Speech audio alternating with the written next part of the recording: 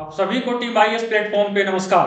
उम्मीद करते हैं कि 70th बीपीएससी मेंस की तैयारी आपकी बेहतरीन चल रही होगी। दी डबल एज सॉर्ड एक ऐसी तलवार जो दोधारी है।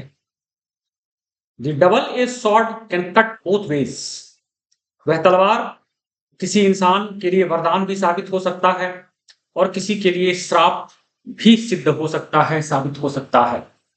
The 7 to 8 marker questions being included as part of the compulsory question GS1 और GS2 में एक डबल एज्ड स्वॉर्ड की तरह है।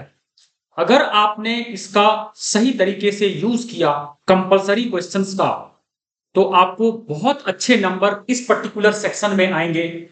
उतने नंबर जो शायद 38 मार्कर क्वेश्चंस में लाना उतना आसान नहीं होता है, लेकिन कंपलसरी क्वेश्चंस में आप कम एफर्ट में 6 मार्क्स ला सकते हो।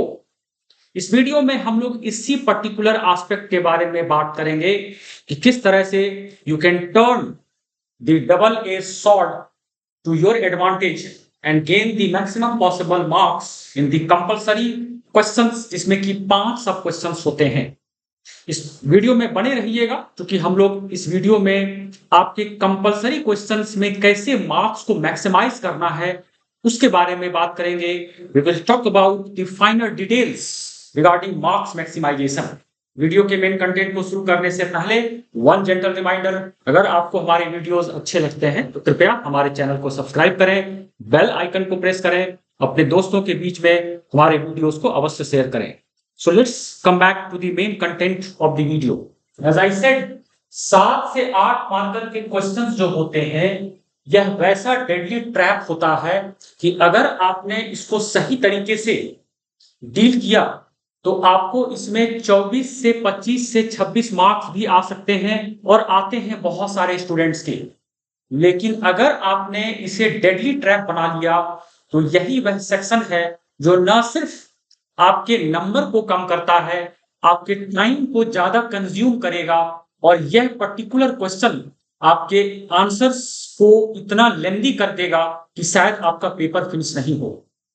टीम आईएएस का जो टेस्ट सीरीज चल रहा है, हम लोग कई सारे आंसर शीट्स को जब चेक कर रहे हैं, इन डेप्थ जब चेकिंग हो रही है, तो हम लोग एक पर्टिकुलर पैटर्न को ऑब्जर्व कर रहे हैं रिगार्डिंग कंपलसरी क्वेश्चंस। आपको यह जानकर आश्चर्य होगा कि बहुत सारे ऐसे कैंडिडेट्स जो 69 बीपीएससी का इंटरव्यू दे रखे हैं, उन्हें भी 7 to 8 मार्कर क्वेश्चंस में दिक्कत हो रही है। They find it very difficult to figure out as to how to deal effectively with 7 to 8 marker questions. Game changer हो सकता है 7 to 8 मार्कर क्वेश्चंस। अगर आपने इसको अच्छे से डील कर लिया तो यह पर्टिकुलर सेक्शन आपको जीएस में बहुत अच्छे नंबर दिलवा सकता है। कॉम्पिटिटर्स की तुलना में आपको जबरदस्त एज मिलेगा और आपके मेंस में बहुत ही शानदार मार्क्स आएंगे। So if we talk about the compulsory questions, तो कंपलसरी क्वेश्चन जैसा कि आप जानते हैं कि GS1 और GS2 दोनों में कंपलसरी क्वेश्चंस हैं। सेक्शन 1 GS1 की बात करें तो हिस्ट्री में आपको क्वेश्चन 1 कंपलसरी क्वेश्चन है। Section 2 current affairs compulsory question. GS2 में आ जाइए तो polity compulsory question. Section 2 GS2 का ज्योग्राफी इकोनॉमी कंपलसरी क्वेश्चन, और सेक्शन 3 GS2 का आ जाइए तो साइंस टेक कंपलसरी क्वेश्चन। तो 7 to 8 मार्कर के क्वेश्चंस होते हैं, और गेम चेंजर इसीलिए है क्योंकि इसमें राइट शॉर्ट नोट्स कहा जाता है। यहां पर बहुत सारे कैंडिडेट्स के साथ दिक्कत यह हो रही है, हम लोग टीम आईएएस के जो मेंस के टेस्ट सीरीज में कई सारे आंसर शीट्स को चेक करके इस चीज को नोटिस कर रहे हैं। जब आपको शॉर्ट नोट्स लिखने कहा जाता है तो आपके राइटिंग में ज्यादातर यूनिडायमेंशनल अप्रोच होता है। से फॉर एग्जाम्पल, अगर मान लीजिए आपसे क्वेश्चन है, एक एग्जाम्पल मैं दे रहा हूं हिस्ट्री का ही, ड्रेन ऑफ वेल्थ। आप जानते हैं कि जो फ्रीडम फाइटर थे, इंडियन नेशनलिस्ट थे, दादा भाई नौरोजी जी, उन्होंने सबसे पहले ड्रेन ऑफ वेल्थ थ्योरी के बारे में चर्चा की थी। अब इस तरह के क्वेश्चन में सपोज मान लीजिए 7 या 8 मार्कर क्वेश्चन इस तरह का आता है, तो बहुत सारे कैंडिडेट्स इंक्लूडिंग जो इंटरव्यू दे चुके हैं, उनका अप्रोच इस क्वेश्चन को अटेम्प्ट करने में यूनिडायमेंशनल होता है। कहने का मतलब है कि जब आप इस पर्टिकुलर क्वेश्चन को लिखते हैं, आप सारे डायमेंशंस को कवर नहीं करते हैं। क्या-क्या सारे डायमेंशंस हो सकते हैं? अगर आप ड्रेन ऑफ वेल्थ, अगर इस तरह का क्वेश्चन है, से फॉर एग्जांपल, आपको सबसे पहले इसके मीनिंग को क्लियर करना है कि ड्रेन ऑफ वेल्थ का क्या अर्थ है। धन की निकासी, क्या इसका अर्थ है? धन की निकासी क्यों होता था? Why? What was the purpose behind the process of drain of wealth? Meaning के बाद व्हाई लिखना, फिर आप इसको लिखेंगे इसके कंपोनेंट्स क्या थे, कौन कौन से कंपोनेंट्स थे ड्रेन ऑफ वेल्थ के। यह आपका तीसरा डायमेंशन हो गया। चौथा डायमेंशन हो जाएगा स्टेजेस। आप स्टेजेस लिखिए, कैसे बैटल ऑफ प्लासी के बाद ड्रेन ऑफ वेल्थ की शुरुआत होती है, कैसे बैटल ऑफ बक्सर के बाद एक ऑर्गेनाइज्ड ड्रेन चालू होता है। फिर 1813 का चार्टर एक्ट जो फ्री ट्रेड का इरा होता है, 1833 का एक्ट फ्री ट्रेड और बृहद तौर पे होता है, 1860s का डेकेड जहां की फिनांस कैपिटलिज्म का इरा, इसमें की रेलवे, बैंकिंग, पोर्ट्स में इन्वेस्टमेंट था और उसका मेन पर्पस था ड्रेन ऑफ वेल्थ। स्टेजेस के बारे में आपने लिखा। फिर आप लिखिए इसका इम्पैक्ट क्या हुआ, impact on the Indian economy and how that give boost to economic nationalism. तो इस तरह से आप जब 5 आयाम को 7 to 8 मार्कर पे लिखेंगे, तब आपको 7 या 8 मार्क्स के क्वेश्चन में आपको 5 नंबर मिलते हैं, 6 नंबर मिलते हैं।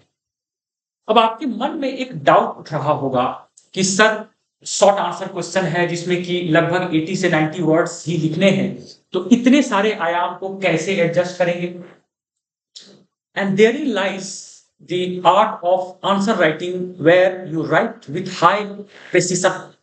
कम से कम शब्दों में आप अपनी बातों को कैसे रख सकते हैं, that is what the art of effective answer writing is all about.